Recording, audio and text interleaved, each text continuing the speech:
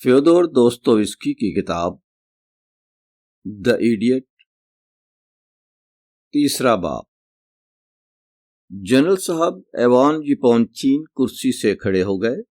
غیر معمولی استعجاب سے پرنس کو کمرے میں داخل ہوتے دیکھا، بلکہ 2 قدم آگے بڑھ کر پاس بلا لیا۔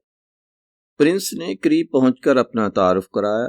تو فرمائیے، کیا خدمت کر سکتا ہوں؟ مجھے کوئی فوری کام تو ہے نہیں، میری حاضری کی غرض صرف اسی قدر تھی کہ آپ سے نیاز حاصل کروں۔ نا وقت آ پہنچا، معاف کیجیے گا، مجھے آپ کے اوقات کا علم نہیں تھا۔ ابھی گاڑی سے اتر کر سیدھا چلا آیا ہوں، سوئٹزرلینڈ سے واپسی ہوئی۔ جنرل نے سنا، ہلکی سی مسکراہٹ نمودار ہوئی، کچھ سوچا مگر زبان پر لانے سے ہچکچائے، پھر سوچ میں پڑے، آنکھیں جھپکائیں، گھمائیں اور اپنے نوآمد مہمان کو سر سے پاؤں تک پھر ایک بار دیکھا اور جلدی سے کرسی پر بیٹھنے کا اشارہ کیا۔ خود ذرا ہٹ کر پرنس کے برابر ہی بیٹھ گئے اور کسی بات پر متفکر ہو کر پرنس کی طرف رخ کر لیا۔ اتنے وقت گانیا کمرے کے ایک کونے میں میز کے پاس کاغذات لگانے میں مصروف رہا۔ جہاں تک جان پہچان کرنے کا تعلق ہے، اس کی فرصت تو کم ہی ملتی ہے، جنرل صاحب بولے، لیکن چونکہ آپ بہرحال بے وجہ نہیں آئے، کوئی مقصد ہے تو مجھے پہلے ہی سے اندیشہ تھا، پرنس نے بات کاٹی، کہ آپ کو میری اس آمد میں کوئی نہ کوئی خاص غرض نظر آئے گی۔ جی نہیں، خدا گواہ ہے کہ ملاقات کا شرف حاصل کرنے کے سوا مجھے آپ سے کوئی غرض نہیں۔ ملاقات کی خوشی تو مجھے بے انتہا ہوئی، لیکن صرف تفریح یا دل بہلاوے سے تو بات نہیں بنتی، کبھی دنیا داری کے معاملات کو بھی دیکھنا پڑتا ہے۔ اسی ضمن میں یہ بھی جتا دوں کہ اب تک تو مجھے کوئی ایسی بات نظر آئی نہیں جو ہمارے درمیان مشترک ہو، یعنی وجہ ملاقات بنے۔ بے شک، بجا فرمایا، ایسی کوئی وجہ نہیں، مشترک تو یوں ہی برائے نام ہوگی۔ رہا یہ کہ میں پرنس مشکن ہوں اور آپ کی بیگم صاحبہ بھی مشکن والوں میں سے ہیں، تو یہ کوئی وجہ نہ ہوئی۔ میں یہ خوب سمجھتا ہوں، تاہم فی الحال یہی ایک بہانہ تھا ملنے کا۔ 4 سال سے کچھ زائد میں ملک سے باہر رہا۔ جب یہاں سے گیا تھا تب بھی حالت یہ تھی کہ دماغ معاف، تب بھی مجھے کچھ معلوم نہ تھا، اور اب تو بالکل ہی لا علم ہوں، اچھے لوگوں کا ضرورت مند ہوں۔ سر دست ایک کام بھی درپیش ہے اور نہیں معلوم کہ کہاں سے سلسلہ شروع کیا جائے۔ جن دنوں برلن میں تھا تو سوچا کرتا تھا کہ یہ لوگ تقریباً اپنے عزیز ہیں، انہی سے ابتدا کروں، ممکن ہے بات بن جائے، وہ میرے کام آئیں، میں ان کے، اگر اچھے لوگ نکلے تو۔ سن رکھا تھا کہ آپ کا شمار اچھے لوگوں میں ہوتا ہے۔ آپ کا بہت شکریہ، جنرل صاحب کسی قدر تعجب سے بولے۔ اجازت ہو تو دریافت کروں کہ آپ ٹھہرے کہاں ہیں؟ ابھی تو کہیں قیام نہیں کیا، تو یوں کہیے کہ آپ سیدھے ریلوے اسٹیشن سے یہیں آ رہے ہیں۔ سامان ساتھ ہے؟ سامان میرا کچھ نہیں، لے دے کے چھوٹی سی گٹھڑی ہے جس میں اندر پہننے کے کپڑے ہیں، عام طور سے خود ہی اٹھائے رہتا ہوں، شام تک کسی ہوٹل میں کمرے کا بندوبست کر لوں گا۔ اب بھی آپ کا ارادہ کسی ہوٹل میں کمرہ لینے کا ہے؟ جی ہاں، یقیناً۔ آپ کے لفظوں سے تو میں سمجھا کہ آپ سیدھے ہمارے یہاں آئے ہیں، یہیں قیام ہوگا۔ ممکن تھا مگر آپ کی دعوت کے بغیر نہیں۔ صاف مان لوں گا کہ آپ دعوت دیتے، تب بھی مہمان بن کر رہنے کا ارادہ نہیں تھا۔ وجہ سوائے اس کے کچھ نہیں کہ طبیعت ہی ایسی پائی ہے۔ مطلب یہ کہ میں نے آپ کو دعوت نہیں دی اور اب بھی نہیں کہتا تو ٹھیک ہوا۔ معاف کیجیے گا پرنس، یہ معاملہ ایک بار پھر ہم صاف کر لیں۔ جہاں تک ہمارے آپ کے درمیان عزیز داری کا تعلق ہے تو ہم طے کرتے ہیں کہ اس کا ذکر زبان پر کبھی نہیں لائیں گے۔ اگرچہ آپ کا رشتہ دار ہونا میرے لیے فخر و عزت کی بات ہے، لیکن مطلب یہ کہ میں اٹھوں اور یہاں سے چل دوں۔ پرنس کرسی سے اٹھ کھڑا ہوا۔ اٹھتے وقت ان کے لبوں پر کچھ مسکراہٹ سی پھیل گئی تھی، حالانکہ وہ اپنے موجودہ حالات کی دشواریوں سے خوب واقف ہوگا۔ خدا کی قسم کھا کے کہتا ہوں جنرل صاحب، اگرچہ واقعہ یہ ہے کہ عملی طور پر مجھے نہ یہاں کے حالات کا علم ہے، نہ آداب کا، نہ یہ کہ یہاں کا طرز زندگی کیا ہے، پھر بھی ہوا بالکل وہی جو میں نے قیاس کر رکھا تھا۔ قطعی یہی میرا اندازہ تھا کہ یہ صورت ہمارے درمیان پیش آئے گی جو ابھی پیش آئی ہے۔ خیر کوئی بات نہیں، ایسا ہی شاید ہونا بھی چاہیے تھا، تبھی تو میرے خط کا جواب آپ کی طرف سے نہیں گیا۔ بہرحال جو ہونا تھا ہوا، اب اجازت دیجیے اور گستاخی معاف کیجیے گا کہ نا وقت زحمت دی۔ این اس منٹ پرنس کی آنکھوں سے ایسی شرارت اور خوش دلی ٹپک رہی تھی کہ اس کی مسکراہٹ ایسی بے داغ تھی، کسی بھی طرح کے در پردہ ناگواری کے اثر سے مطلق پاک صاف، کہ جنرل صاحب ٹھٹک کر رہ گئے اور اپنے مہمان کو بالکل دوسرے انداز سے دیکھنے لگے۔ لمحے بھر میں کچھ سے کچھ ہو گیا۔ معلوم ہے آپ کو پرنس، جنرل نے قطعی بدلی ہوئی آواز میں کہا، میں تو آپ کے بارے میں باخبر ہوں نہیں، البتہ میری بیوی ایلیزابیتا پروکیوفیونا شاید اپنے ہم نام والے سے ملنا چاہیں۔ ذرا ٹھہر جائیے، اگر آپ چاہیں تو دیکھیے آپ کو کہیں کی جلدی تو نہیں؟ جی ہاں، مجھے کیا جلدی ہے، وقت میرے اختیار میں ہے۔ پرنس نے وہیں کے وہیں اپنا گول فیلٹ ہیٹ میز پر رکھ دیا۔ صاف اقرار کرتا ہوں کہ میں نے ہو بہو اسی طرح کا قیاس کیا تھا کہ ممکن ہے ایلیس اویتا صاحبہ کو خیال آ جائے کہ میں نے انہیں خط لکھا تھا۔ ابھی ذرا دیر پہلے جب آپ تک پہنچنے کے انتظار میں باہر ٹھہرا ہوا تھا تو آپ کے خدمتگار کو شبہ ہوا، وہ سمجھا کہ کہیں میں بھی کچھ امداد مانگنے تو نہیں آیا ہوں۔ میں نے یہ بات نوٹ کی اور لازمی ہے کہ اس سلسلے میں آپ کی طرف سے اردلی کو خاص ہدایت ہوں گی، مگر میں سچ مانیے گا کہ اس غرض سے آیا ہی نہیں، بلکہ صرف اس لیے حاضر ہوا کہ لوگوں سے ملوں جلوں۔ ایک ہی چیز کھٹک رہی ہے کہ نا وقت آیا اور آپ کا وقت خراب کر دیا۔ تو سنیے پرنس صاحب، جنرل نے پر لطف مسکراہٹ کے ساتھ کہا، اگر آپ در حقیقت ایسے ہی ہیں جیسے نظر آتے ہیں تو بہت خوب، آپ سے ملاقات خوشگوار رہے گی۔ دیکھتے ہیں آپ، میں ایک مصروف آدمی ہوں، ابھی پھر مجھے بیٹھنا ہے، اپنے کاغذوں میں کاغذات دیکھوں گا، دستخط کروں گا، ان سے نپٹ کر حضور علی کی خدمت میں جانا، وہاں سے اپنی ڈیوٹی پر۔ نتیجہ یہ نکلا کہ یوں ملنے کو تو مجھے لوگوں سے مل کر، مطلب یہ کہ اچھے لوگوں سے مل کر خوشی ہوتی ہے، لیکن کیا کیا جائے، مگر ایک بات ضمناً دل کہتا ہے کہ آپ نہایت تہذیب یافتہ آدمی ہیں، اور بھلا کیا عمر ہوگی آپ کی پرنس؟ 26 سال۔ اوہو، میں اس سے بہت کم سمجھا تھا۔ جی ہاں، کہتے ہیں کہ میرے چہرے پر عمر نہیں برستی۔ آپ کے کاموں میں خلل نہ ڈالوں، یہ میں سیکھ لوں گا، عنقریب جان جاؤں گا، کیونکہ مجھے خود کسی کا حرج کرنا پسند نہیں، اور آخر میں یہ کہ مجھے محسوس ہوتا ہے کہ ہم دیکھنے میں ایک دوسرے سے اتنے مختلف ہیں، بہت وجوہات سے، کہ ہم میں ربط و ضبط کی کئی رشتے نکل بھی نہیں سکتے۔ البتہ یہ کہ جو بات ابھی کہی اس پر خود مجھے میرا ایمان نہیں ہے، کیونکہ اکثر و بیشتر نظر تو یہ آتا ہے کہ ربط ضبط کی بنیادیں ہی نہیں، اور وہ ہوتی ہیں، بہت کچھ موجود ہوتی ہیں۔ یہ صرف تن آسانی ہے لوگوں کی کہ وہ ایک نظر میں تول کر آدمی کو قسموں میں بانٹ دیتے ہیں اور انہیں کوئی بات نہیں ملتی، مگر خیر یہ میں نے غیر ضروری بے لطف گفتگو چھیڑ دیے۔ آپ گویا کہ 2 لفظ اور یہ بتائیے، آپ کے پاس گزر بسر کی کوئی صورت موجود ہے یا اب ارادہ ہے کوئی کام شروع کرنے کا؟ معاف کیجیے گا، میں نے یوں ہی سوال کر لیا۔ عنایت ہے آپ کی، اس سوال کی قدر ہوئی مجھے اور میں اس کے معنی سمجھتا ہوں۔ فی الحال تو میرے پاس کوئی سر و سامان ہے نہیں اور نہ ذریعہ معاش کی صورت ہے، مگر ہاں اس کی ضرورت تو پڑے گی فوراً۔ رہا نقد رقم کا معاملہ، تو جو روپیہ تھا وہ دوسرے آدمی کا دیا ہوا۔ شنیدر میرے پروفیسر نے، میں جن کے زیر علاج تھا اور جن سے تعلیم پا رہا تھا سوئٹزرلینڈ میں، چلتے وقت اپنی طرف سے سفر خرچ دے دیا، مگر دیا تھا نپاتلا، اتنا کہ اب میری جیب میں لے دے کے صرف چند کوپک رہ گئے ہیں۔ کام البتہ مجھے ایک درپیش ہے اور مشوروں کی ضرورت پڑے گی، مگر کہہ ڈالیے آپ نے ذریعہ معاش کی کیا سبیل سوچی ہے فی الوقت؟ کیا کرنے کا ارادہ ہے؟ جنرل نے 2 ٹوک سوال کیا۔ کوئی محنت کا کام کرنا چاہتا ہوں۔ واہ، آپ تو فلسفی ہیں۔ ضمناً یہ دریافت کر لوں گا کہ اپنے اندر وہ کون سی قابلیت یا ہنر پاتے ہیں آپ تھوڑی بہت جس سے روٹی کا بندوبست ہو سکے؟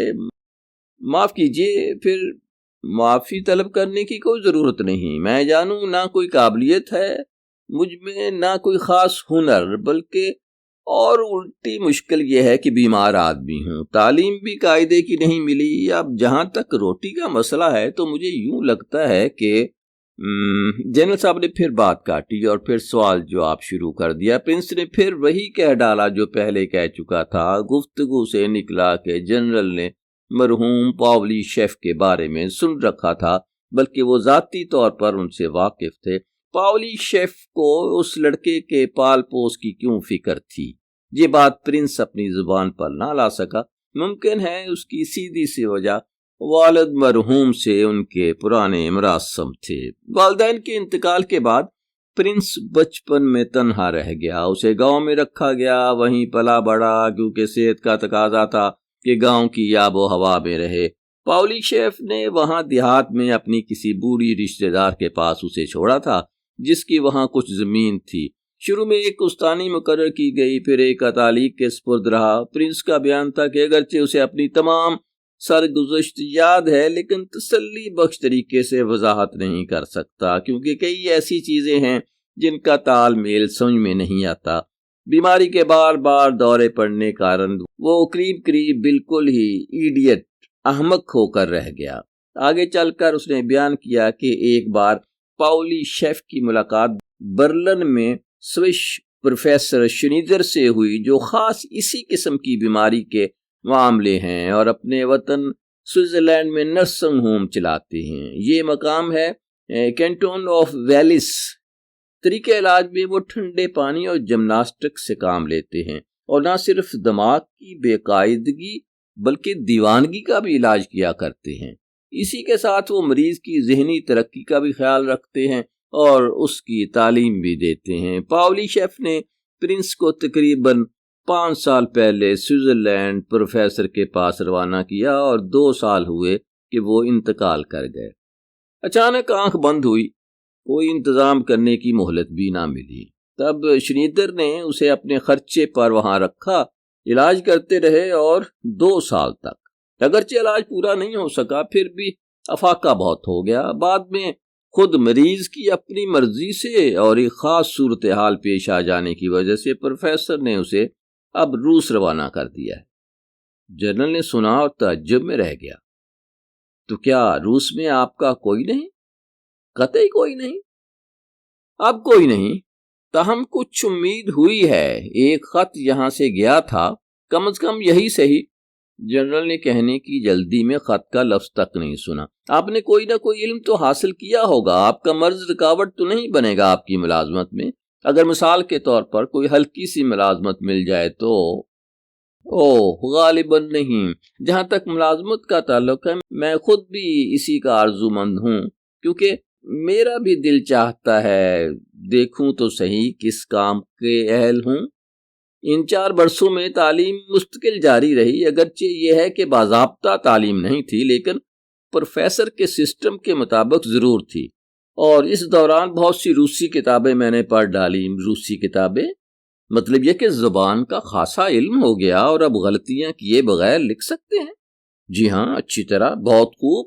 اور آپ کا خط بہت عمدہ ہے۔ اس معاملے میں البتہ قدرتی صلاحیت ملی ہے، خوش نویسوں کی طرح لکھتا ہوں۔ کچھ دیجئے مجھے، ابھی لکھ کر دکھاتا ہوں نمونے کے طور پر، پرنس نے کسی قدر جوش سے کہا۔ اچھا ہے، عنایت کیجئے، بلکہ اس کی ضرورت بھی ہے۔ آپ کی یہ آمادگی کی ادا مجھے پسند آئی۔ پرنس صاحب، حقیقت یہ ہے کہ آپ خوبیوں کے آدمی ہیں۔ آپ کے ہاں اس کمرے میں اسٹیشنری اس قدر نفیس ہے، کتنی ساری پینسلیں ہیں، کتنے سارے قلم، کیا دبیز عمدہ کاغذ ہے، اور خود یہ کمرہ کس قدر نفیس ہے۔ یہ جو قدرتی منظر کی تصویر لگی ہے، میں اسے جانتا ہوں، سوئٹزرلینڈ کا منظر ہے۔ یقین ہے کہ مصور نے اصل منظر سامنے رکھ کر تصویر بنائی ہے، اور ہو نہ ہو یہ جگہ میری دیکھی ہوئی ہے۔ یہ کینٹن اوری کا منظر ہے۔ عین ممکن ہے، اگرچہ تصویر یہاں کی خرید ہے۔ گانیہ، ذرا پرنس کو کاغذ دینا۔ یہ لیجئے، قلم ہے، کاغذ ہے، اس چھوٹی میز پر آ جائیے براہ کرم۔ یہ کیا ہے؟ جنرل صاحب گانیہ سے مخاطب ہوئے، جس نے اس درمیان میں اپنے بیگ کے اندر سے بڑے سائز کا ایک فوٹو پورٹریٹ نکالا اور وہ جنرل صاحب کی طرف بڑھا دیا۔ ہونستا سیافلی پودنا؟ یہ اس نے خود تم کو بھیجا ہے، یہ اپنا فوٹو بذات خود تم کو؟ ذرا چمک کر اور نہایت دریافت طلب انداز میں انہوں نے گانیہ پر سوال کی بچھاڑ کر دی۔ ابھی جب میں مبارکباد دینے گیا تھا تو اس نے مجھ کو یہ فوٹو دیا، بہت پہلے کا بھی مانگا تھا میں نے، معلوم نہیں کہیں ادھر سے تانا تو نہیں ہے اس بات کا کہ میں ایسے دن مبارکباد دینے پہنچا، وہ بھی خالی ہاتھ، بغیر کسی تحفے کے؟ گانیہ نے بات پوری کی اور پھیکی ہنسی ہنسا۔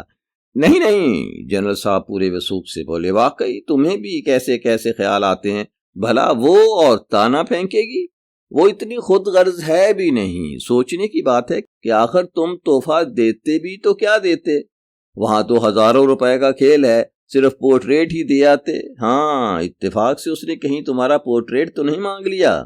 جی نہیں، ابھی تو ایسا اتفاق نہیں ہوا، شاید کبھی ہوگا بھی نہیں۔ ایوان فیدروچ صاحب، آپ کو خیال ہے نا کہ آج شام دعوت ہے، آپ کو تو خاص طور پر بلاوا آیا ہے؟ یاد ہے، ضرور جانا ہے، سالگرہ کا موقع، 25ویں سالگرہ۔ معلوم ہے گانیہ، ایک راز کی بات کہوں؟ تیار ہو جاؤ سننے کے لیے۔ افانسی ایوانوچ سے اور مجھ سے اس نے وعدہ کر رکھا کہ آج اپنے یہاں شام کو حرف آخر بتا دے گی، ہاں یا نہ کا فیصلہ آج ہی دیکھ لینا تم، سمجھے؟ گانیہ کے چہرے پر یہ سنتے ہی یہ ہوائیاں اڑنے لگی، وہ بےتاب ہو گیا۔ اس نے کیا واقعی یہ کہا ہے؟ گانیہ نے پوچھا، اس کی آواز لرز رہی تھی۔ آج تیسرا دن ہے جب اس نے کہا تھا۔ ہم دونوں ایسے پیچھے پڑے ہوئے تھے کہ تنگ آ کر وعدہ کر لیا، البتہ یہ تاکید کی تھی کہ وقت سے پہلے تمہارے کان تک یہ بات نہ پہنچنے پائے۔ جنرل صاحب گانیہ کو ایک ٹک تکے جا رہے تھے، اس کی پریشانی کھلے طور سے انہیں ناگوار تھی۔ ایک بات ذہن میں رکھیے جنرل صاحب، گانیہ نے بے قراری سے ذرا جھجکتے ہوئے کہا، اس نے تب تک مجھے فیصلے کی پوری آزادی دے رکھی ہے جب تک خود معاملات ٹھکانے نہ لگا دے، اور اس کے بعد بھی میری بات رائے گا نہیں جانے والی۔ اوہو تم، ارے یہ ہو تم؟ جنرل صاحب ایک دم سہم سے گئے۔ میں کیا؟ میں اس میں کچھ نہیں، برائے کرم اتنا تو بتا دو کہ تمہاری نیت کیا ہے، میں پیچھے نہیں ہٹنے والا۔ شاید میں اظہار کا صحیح پیرایا نہیں اختیار کر سکا۔ بڑے آئے پیچھے ہٹنے والے، جلاہٹ میں جنرل صاحب کے منہ سے نکلا۔ اب وہ اپنی جلاہٹ دبانا بھی نہیں چاہتا تھا۔ تو برادر، معاملہ اب یہ نہیں رہا کہ تم انکار نہیں کرنے والے، بلکہ اب یوں ہے کہ تم کہاں تک تیار ہو، تمہارے دل کا چین، تمہاری وہ خوشی جس سے تم اس کی ہاں قبول کرو گے۔ اچھا تو یہ بتاؤ، تمہارے گھر میں کیا گزر رہی ہے؟ گھر میں کیا گزرتی؟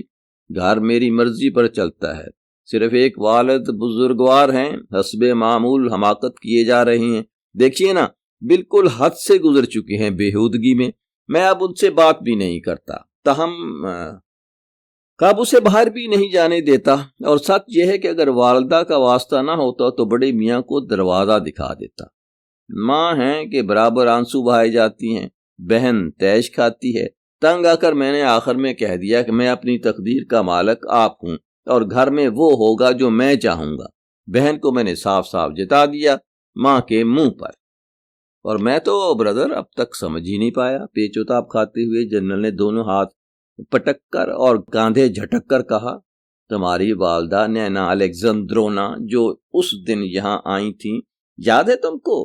ہائے بائے، میں نے پوچھا کیا ہو گیا تو پتہ چلا کہ ان لوگوں کو یہاں بدنامی ہوتی دکھائی دیتی ہے۔ دریافت کیا کہ فرمائیے تو آخر اس میں کون سی بدنامی کی بات ہے؟ کس کی مجال ہے کہ نستاسیا فلیپودنا پر انگلی اٹھائے یا کوئی برا لفظ کہہ جائے؟ بس یہی نہ کہ وہ توتسکی کے ساتھ رہ چکی ہے، یہ بالکل بکواس ہے۔ جن حالات میں وہ تھی انہیں نظر میں رکھتے ہوئے کہنے لگی کہ آپ خود اپنی بیٹیوں سے اسے ملنے نہیں دیں گے۔ بس میں قائل ہو گیا، آگے کیا کہتا؟ کیا بات ہے نیا الیگزندرونا کی، وہ کیسے یہ بات نہیں سمجھتی، کیسے نہیں سمجھتی اپنی صورتحال کو؟ وہ خود ہی خوب سمجھتی ہے۔ گانیہ نے لقمہ دیا، یہ دیکھ کر کہ جنرل الجھ گئے۔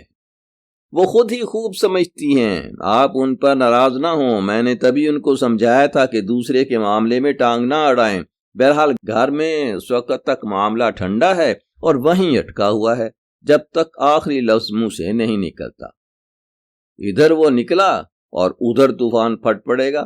اگر آج اس کی نوبت آ گئی تو بس آج ہی سب کچھ فیصلہ ہو جائے گا۔ پرنس اپنی خوش خطی کی آزمائش میں مصروف یہ دو طرفہ گفتگو سنتا رہا۔ لکھ چکا تو میز کے پاس پہنچا اور اپنا کاغذ جنرل صاحب کے سامنے رکھ دیا۔ تو یہ ہے نستاسیا فلیپودنا۔ عورت کے فوٹوگراف کو غور و تجسس سے دیکھتے ہوئے پرنس کے لبوں پر یہ جملہ آ گیا، حیرت انگیز حسینہ ہے۔ اس نے فوراً جوش میں آ کر کہا، پورٹریٹ میں واقعی ایک ایسی عورت کا جلوہ تھا جو غیر معمولی حسن کی مالک تھیں۔ سیاہ ریشمی لباس میں تصویر کھینچی گئی تھی۔ لباس انتہائی سادہ اور نفیس وضع کا، زلفیں دیکھنے میں گہرے رنگ کی دھنی ہوئی سی، جنہیں یوں ہی سادگی سے گھریلو پن سے سنوارا گیا تھا۔ آنکھیں سیاہی مائل اور گہری، پیشانی محو خیال، چہرے پر جذباتی شدت کا اور غرور حسن کا رنگ۔ فوٹو میں اس کا چہرہ ذرا ستا ہوا اور شدید پھیکا سا لگ رہا تھا۔ گانیا اور جنرل نے سخت حیرت سے پرنس کی صورت دیکھی۔ کیا کہا؟ نستاسیا فلیپودنا؟ تو مطلب یہ کہ آپ اس سے بھی واقف ہیں؟ جنرل نے سوال کیا۔ جی ہاں، ابھی روس آئے ہوئے 24 گھنٹے گزرے ہیں اور ابھی سے ایسی حسینہ کو بھی جان گئے؟ پرنس نے جواب دیا اور فوراً ریگوزین سے اپنے سفر کی ملاقات کا حال اور اس کا ماجرا سنا ڈالا۔ لیجئے یہ ایک اور تازہ خبر۔ جنرل نے ساری داستان بڑی توجہ سے سنی تو انہیں پھر بے چینی لگ گئی۔ نظروں سے بھانپنا چاہا کہ گانیا پر کیا گزر رہی ہے۔ یقیناً یہ ایک بیہودہ حرکت ہے۔ گانیا جو خود بھی ذرا گڑبڑا گیا تھا بے اختیار بڑبڑایا، بیپاری کے بیٹے کو عیش کی سوجی ہے، میں اس کے بارے میں پہلے کچھ سن چکا ہوں۔ ہاں برادر، میرے کان میں بھی بھنک پڑی تھی۔ جنرل نے گانیا کو سہارا دیا۔ تبھی جب یہ کانوں کے بندے والا واقعہ ہوا، نستاسیا فلیپودنا نے سارا لطیفہ ہمیں سنایا تھا، مگر اب یہ مذاق نہیں رہا۔ شاید یہاں تو اب 10 لاکھ کی رقم بیٹھی ہوئی ہے، اور پھر جوش جوانی دیوانی مان لیا، مگر ہے تو جنون ہی۔ ظاہر بات ہے کہ ایسے جنونی اگر کرنے پر آ جائیں تو مدہوشی میں جانے کیا کر گزریں، کہیں ایسا نہ ہو کہ ہنسی میں کھنسی ہو جائے۔ جنرل نے فکر میں مبتلا ہو کر انجام جتایا۔ آپ 10 لاکھ کے نام سے ڈر گئے؟ گانیا نے مسکراتے ہوئے چھیڑا۔ تمہیں تو کوئی خوف نہیں ہے جیسے؟ آپ کو کیسے معلوم ہوا؟ گانیا نے ایک دم پرنس کی طرف رخ کیا۔ یہ کوئی سنجیدہ قسم کا آدمی ہے یا بس یوں ہی لفنگا سا؟ خاص اپنی رائے بتائیے۔ گانیا نے جب یہ دو ٹوک سوال پیش کیا، اس کے اندر کوئی خاص ہلچل ہو رہی تھی۔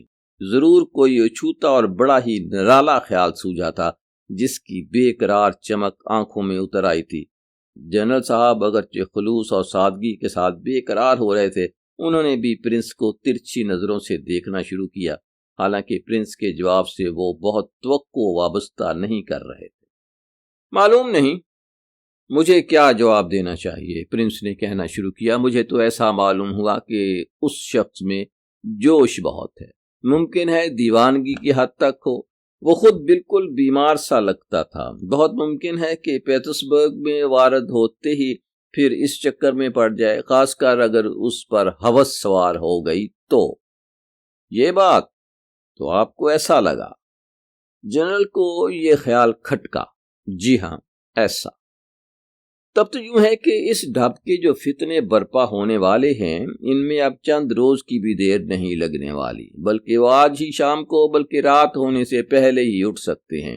گانیا نے جنرل کی طرف زہر خند پھینکا۔ ہاں، قطعی یہ دیکھنا ہے کہ اس لڑکی کے دماغ میں کیا سماتی ہے، جنرل نے کہا۔ آپ تو جانتے ہیں کہ بعض اوقات اسے کیا ہو جاتا ہے۔ کیا ہو جاتا ہے اسے؟ جنرل انتہائی بفر کر تڑ سے بولا۔ سنو گانیا، آج تم اس کی کسی بات کی کاٹ نہ کرنا اور کوشش کرنا کہ، اب تم سے کیا کہوں، سمجھتے تو ہو، کوشش یہ کرنا مختصر لفظوں میں کہ بات بنی رہے۔ یہ منہ کیسا بنا رہے ہو تم؟ سنو گادریلا اور ایلوینچ، یہی وقت ہے، لمحہ آ گیا ہے کہہ دینے کا کہ آخر ہم لوگ کاہے کی خاطر اپنا سر کھپا رہے ہیں؟ خوب سمجھ لو کہ جہاں تک میرے ذاتی فائدے کا تعلق ہے تو جو کچھ یہاں مہیا ہے وہ میرے لیے کافی ہے۔ پانسا الٹا پڑے یا سیدھا، معاملے کا تصفیہ میں اپنے حق میں کروں گا۔ ادھر توسس کی اپنی طرف سے ایک بات طے کر چکا، مطلب یہ کہ میں اس کی طرف سے بالکل نچنت ہوں۔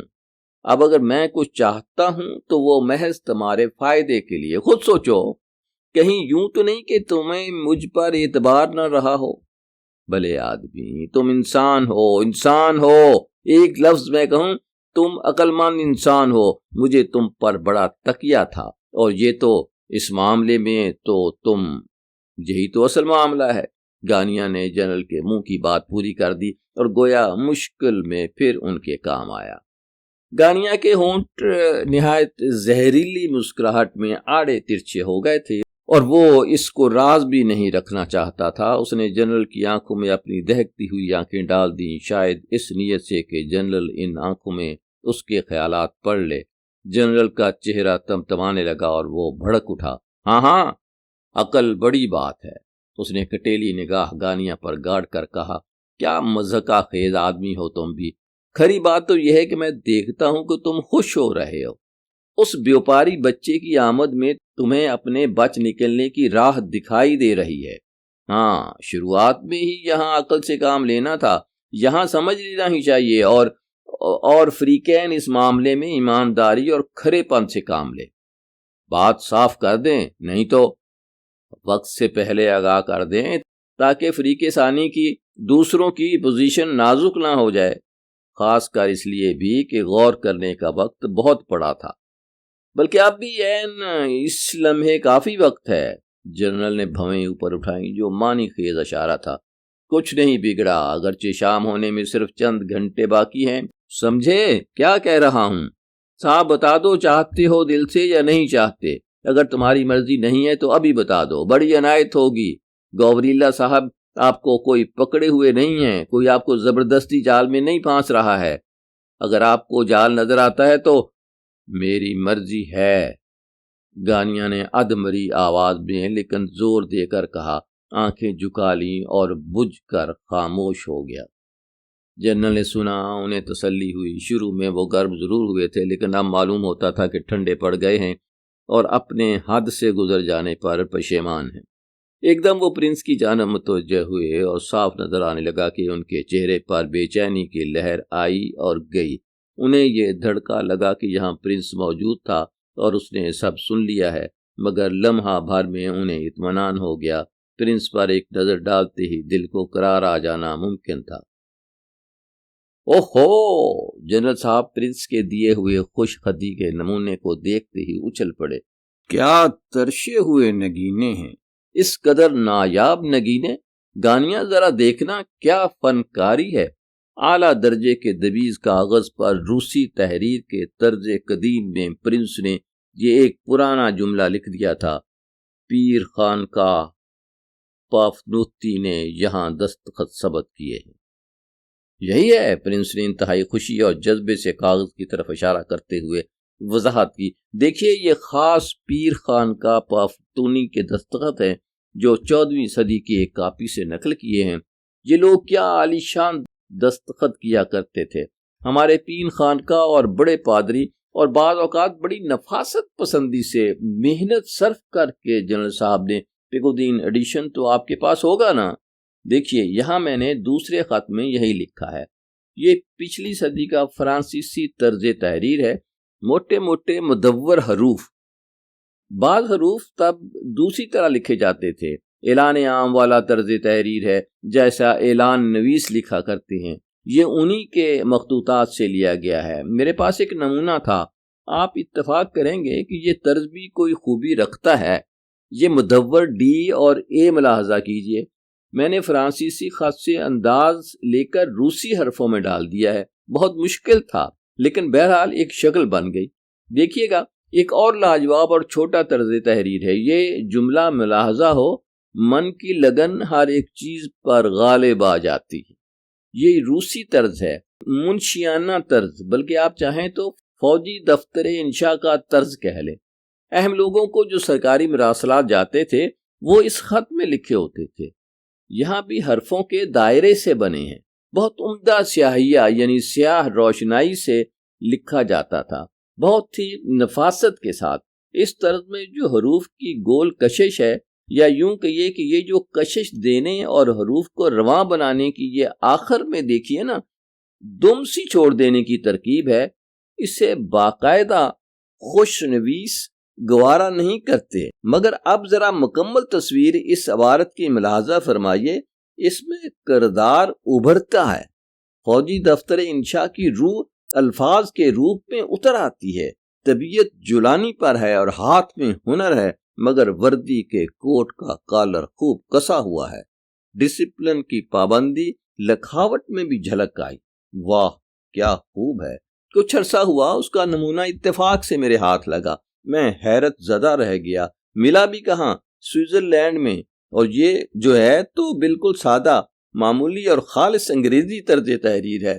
لطافت و نفاست کی یہاں اور گنجائش نہیں، موتی سے ٹانک دیے ہیں، خوبی ہی خوبی ہے۔ اس پر تکمیل ہو گئی ایک اور قسم بھی ہے، پھر فرانسیسی طرز۔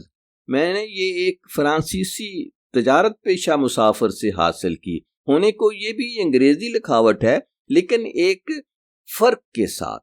سیاہ سطر یہاں ذرا زیادہ سیاہ اور جلی حروف میں آتی ہے، سیاہی اور سفیدی کا تناسب یہاں بدلا ہوا ہے، اور دیکھیے آپ حرفوں کی بیضوی صورتیں بھی بدل گئی ہیں، بیضاوی کے بجائے مدور اور خط شکست کی سی چھوٹ دے دی گئی ہے۔ یہ بڑی خطرناک چھوٹ ہے۔ خط شکست کسی کشش دینے کو غیر معمولی ذوق درکار ہے۔ اگر حروف کی مکمل شکل اور شکست کی روانی میں صحیح تناسب قائم کرنے میں کامیابی ہو گئی تو پھر اس طرز تحریر کا تو جواب ہی نہیں۔ وہ حسن ٹپکتا ہے کہ آدمی اس کے عشق میں مبتلا ہو جائے۔ اوہو، کن کن باریکیوں پر نظر ہے آپ کی؟ جنرل صاحب مسکرا دیے۔ ہاں واقعی میاں، آپ صرف خوش نویس نہیں بلکہ فنکار ہیں۔ کیوں گانیاں؟ حیرت ناک، گانیاں نے کہا، بلکہ آپ کو اپنی اہمیت کا بھی احساس ہے۔ جنرل کے بیان کو آگے بڑھاتے ہی وہ چھیڑنے کے انداز میں مسکرا دیا۔ ہنس لو جتنا ہنسنا چاہتے ہو، مگر دیکھنا ترقی کا زینہ ہے اس میں۔ جنرل صاحب بولے، خبر ہے آپ کو پرنس کس کے نام آپ خط لکھنے پر مامور ہو سکتے ہیں؟ پہلے قدم پر ہی 35 روبل مہینہ تنخواہ تو کہیں گئی نہیں۔ لیجئے، اتنے میں 12:30 بج گئے۔ گھڑی کو دیکھ کر بات پوری کی۔ اب میرے جانے کا وقت ہوا، جلدی ہے، آج غالباً ہماری آپ کی ملاقات نہ ہو سکے گی۔ 1 منٹ کو ذرا تشریف رکھیے۔ یہ تو میں آپ پر واضح کر چکا ہوں کہ اکثر ملاقات کی فرصت نہیں ہوتی، لیکن ہاں دل سے چاہتا ہوں کہ تھوڑا بہت آپ کے کام آؤں۔ تھوڑا بہت کا مطلب آپ سمجھتے ہیں کہ جو کم سے کم ضروریات ہیں انسان کی، ان میں مدد کر دوں۔ اس کے بعد جیسی آپ کی مرضی، کوئی چھوٹی سی ملازمت سرکاری دفتر میں آپ کے لیے نکال لوں گا۔ بھاری کام نہیں، بلکہ ایسا جس میں صرف قاعدے کی پابندی ہو۔ اب آگے دیکھیں، یہ جو میرے نوجوان دوست جن سے میں چاہتا ہوں کہ آپ کا تعارف ہو جائے، گاوریلا ارلوینچ ایلویکسن، ان کے یہاں ان کی والدہ اور بہن نے اپنے فلیٹ میں 2-3 کمرے فرنیچر لگے ہوئے صاف کرائے ہیں۔ ان کا ارادہ ہے کہ ایسے کرایہ دار جن کی معقول سفارش ہو ان کمروں میں بسا دیں۔ کھانے اور ملازمت کی سہولت بھی دی جائے گی۔ اگر میں کسی کا نام بھیجوں تو یقین ہے کہ ان کی والدہ نینا الیگزینڈر اسے منظور کر لیں گی۔ آپ کے لیے پرنس یہ ایک غیبی سہولت ہے، کیونکہ اول تو آپ وہاں تنہائی نہیں محسوس کریں گے، یوں کہنا چاہیے کہ ایک خاندان کے درمیان دیکھ ریکھ میں رہیں گے۔ مجھ سے پوچھئے تو آپ کو شروع میں تنہا نہیں رہنا چاہیے۔ پیٹرسبرگ جیسے پائے تخت میں تنہا رہنا مناسب نہیں ہوگا۔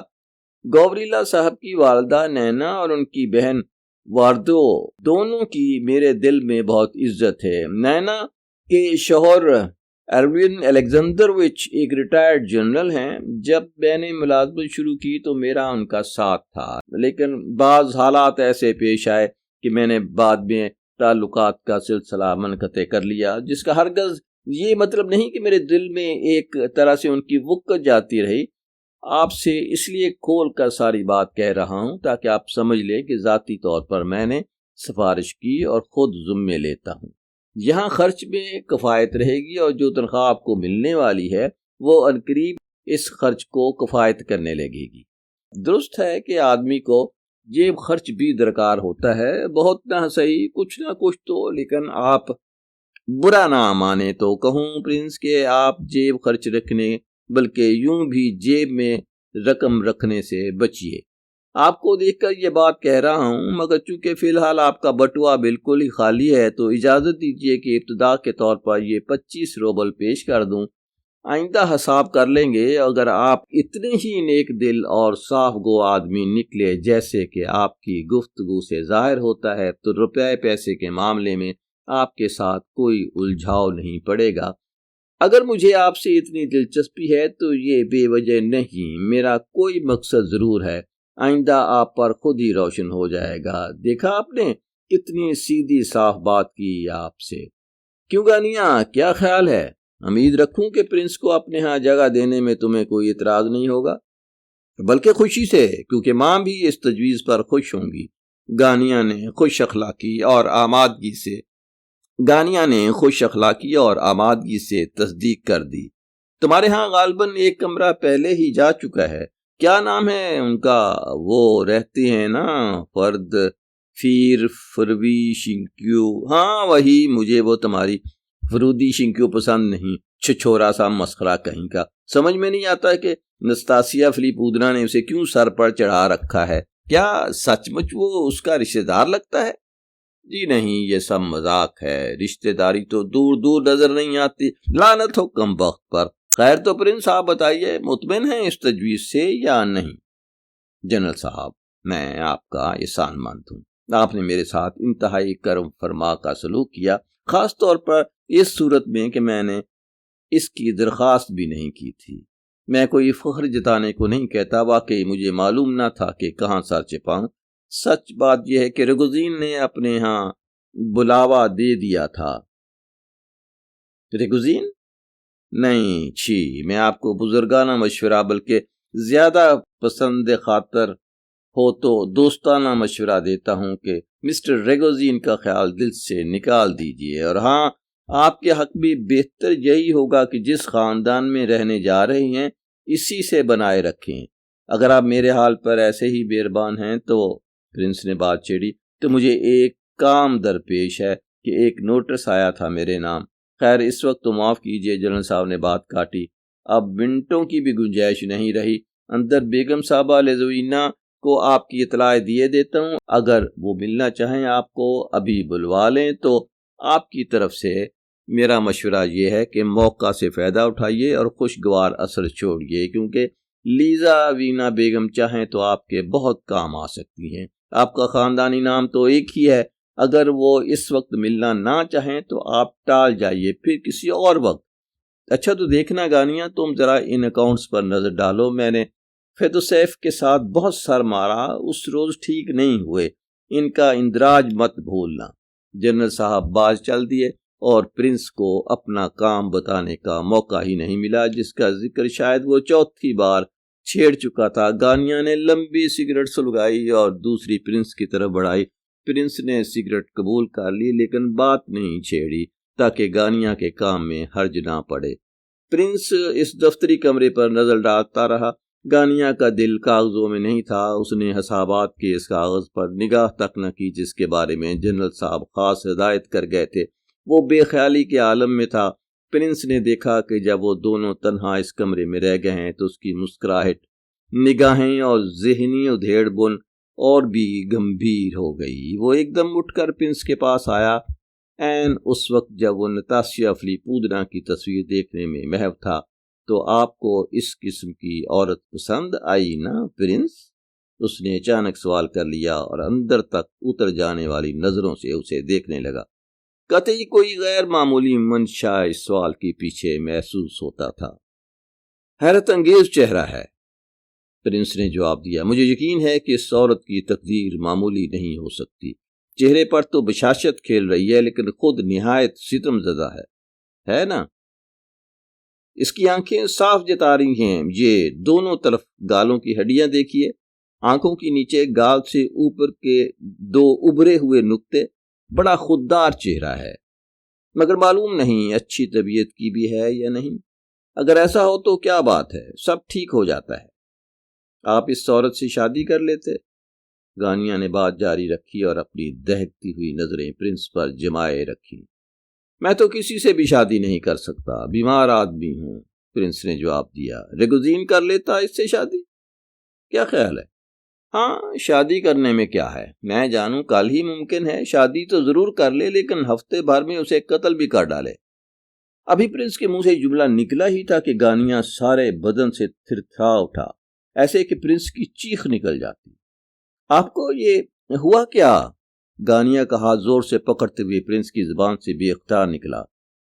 جناب عالی، سرکار فرماتے ہیں کہ اندر حضور بیگم صاحبہ کی طرف تشریف لے چلیں۔ ایک اردلی نے دروازے میں نمودار ہو کر اطلاع دی۔ پرنس اس اردلی کے پیچھے پیچھے چل دیا۔